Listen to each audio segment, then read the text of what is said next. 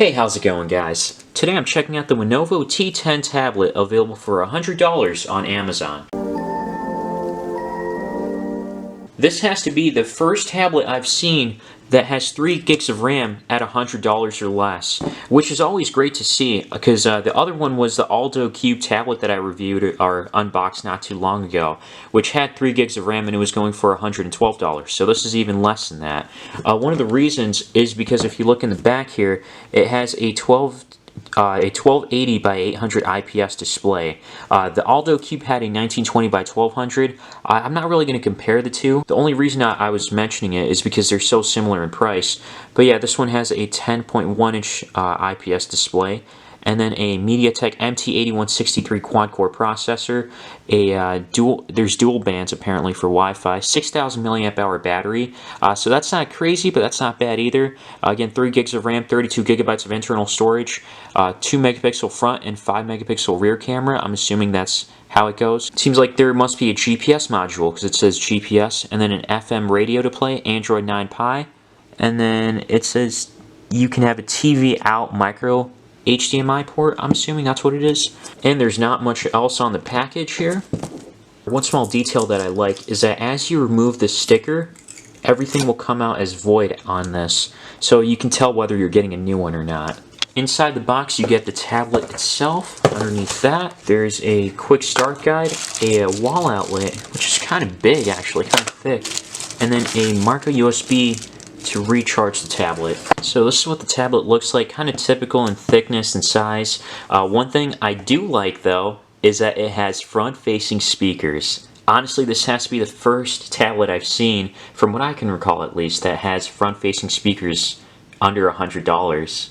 When you take out the plastic, you still have a pre-installed screen protector on there. It's a little hard to tell, but there's one right here. There's like a little air bubble here. I know it's kind of hard to see on video. But either way, I like the front-facing speakers idea. We'll see how it is. I'm not expecting much, but again, front-facing is always better than side or back. That's for sure. Front-facing camera on top. Then on the top here, you have pretty much most of your ports, starting off with the micro USB port, micro SD card slot, the TV out, 3.5 millimeter headphone jack, volume keys, and then a power button, and I believe this is either the reset button or microphone. And then on the back you have the rear camera. There's no LED flash or anything, and it's just slightly protruding. And then the back itself has this kind of soft texture. It's just plastic though. And then on the side it feels like aluminum or something. Can't exactly tell. I don't know if it's trying to feel a little bit more premium, but either way, you're not going to feel that too much because when you're holding it in your hand, it's not like a phone where you can grip it from the sides and it'll feel premium. But I guess it's kind of a nice little addition to it. And I believe these rubber things might be kind of where the Wi-Fi bands are. I mean, I could be wrong about that, but I'm just noticing it on top and around. Out of the box, there's a little over 26 gigs available. This is before updating all the apps it comes pre-installed with, and these are the apps it came pre-installed with. I took screenshots before I installed everything, like video games. I also took some pictures outside, really just 2 of them, and they didn't come out anything exquisite. I mean, obviously you wouldn't expect much from a tablet, but just to see how it is, and it's pretty grainy, nothing special, and even for a video call, this is going to be pretty choppy in quality, looking at the front-facing camera because it shakes around a lot when I try to move. Still tolerable like the rest. At least it's not like the old 0.3 megapixel cameras that used to come out back in 2015. It's been years now, but I digress. More deaths and kills, which is never acceptable for me. Where did she shoot from? What the heck? Okay, she's right there. So this was playing it at 60 FPS, 720p. You're probably not going to be able to play 60 FPS. This was my video, and it wasn't anything graphic intensive or wasn't doing too much in the game. I mean, of course it's a game, but I think something was really low I put on there, so it came out didn't came out in great quality. But overall, the main thing I wanted to see was the speakers, and the speakers are decent. You know, tinny. I'm just glad they're in the front, as I've always wanted them to be, instead of being all the way in the back. And then if you put it flat, sometimes it'll be like you can't even hear it. And then it emits from one side, really, even though there's like 2 speaker grills. But besides that, the screen itself is actually not bad. It's a 1280 by 800 display, IPS display, 10.1 inches. And yeah, you might notice it being a little pixelated the closer you get to the screen. Obviously you won't be able to tell in video, but it's not bad. This is tolerable compared to like 480 by 800 that, you know, that was there back in the day. But yeah, an HD screen at least to watch videos in HD, so that's going to be good enough, especially at the price point. If you want something a little more with the same specs and you just want to watch videos, then the All-Do Cube tablet is the one to go for. I'll have like an annotation or something around here, especially at the end of the video, or a card if you know what that is. It should be right up here. That has a 1920 by 1200 display, full HD plus IPS screen, so, and watching videos is great on there too.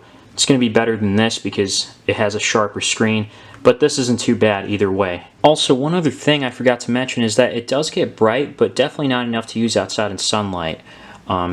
And over here I'm just like browsing the web a little, checking out multitasking. I mean, there's really not much multitasking because usually I'll click the multitasking button and I guess there's nothing else.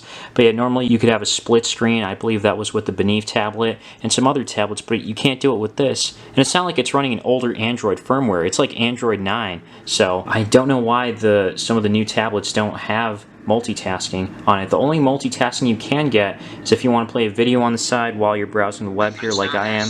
It's not too choppy or anything. It's definitely usable 100%.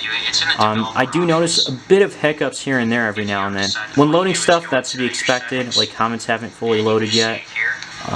Definitely usable, but I'm pretty disappointed because, you know, with 3 gigs of RAM, let me stop this for a second. With 3 gigs of RAM, I would have hoped to try and use split screen functions or something along those lines. I did a Geekbench score on here for the single core and multi-core score. Usually it got around 117, 118, and then the multi-core score stayed at 390. Just a comparison, you know, it's really low, but that's to be expected on sub-$100 tablets. They still perform well in some games, you know, from time to time, depending on how well optimized they are. That's what I was trying to say. And then the Antutu Benchmark gets a score of 43,000, and that's pretty low. I did mention in the All-Do Q tablet video that it was really low, but that's because for the price. For this price, you know, since it's cheaper, I would expect something around this. Actually, it's not bad at all. Everything seems decent, except for the GPU score, which seems a little low to me. And then on here, you can see that it has an ARM Mali T720, the 1280 by 800 like we showed before, MT8163 quad-core processor. It seems like that's normally what the tablets are having these days, the same CPU, same GPU, but this does have 3 gigabytes of RAM. The first tablet, or the cheapest tablet I've seen with 3 gigs of RAM. Let's see if 3 gigs of RAM can be a little well optimized for games at least. And it looks like Fruit Ninja is going to be a little slow on here. Just looking at the blade, it seems like there's a bit of a delay. That's going to be hard to get, like, what do you get, at combos? Yeah, combos. Still haven't gotten one. It's not because I'm bad at this game. It's just, I guess maybe it's a little slow, or maybe I am bad at the game. But yeah, look at that. It's slow. It's pretty much unplayable, I'd say. I mean, what do you guys think? Next game here is Subway Surfers, and I changed the setting force GPU rendering, and it looks a little smoother from what it was before. I didn't record that part, but either way, you still notice some lag here, or like it's not completely smooth. Is it playable? I would say, yeah, this is playable still. Finally, I'm checking out the Cod Mobile game. I was running from this guy, so I can try to start recording. Graphics quality is set to low, as it tells down here. Overall, this is running decently. So for under $100 at the time of this video, this is actually not bad, being able to play these kind of games. Oh, decent, okay. Just spray and pray right here. And this guy's like right here too. But what do you guys think? Let me know in the comments down below. Would I recommend this? Yeah, for the price, it's not bad.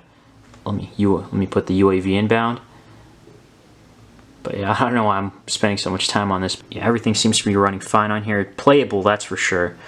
Is it 100% smooth? Not really. but I don't think you'll notice too much lag on here.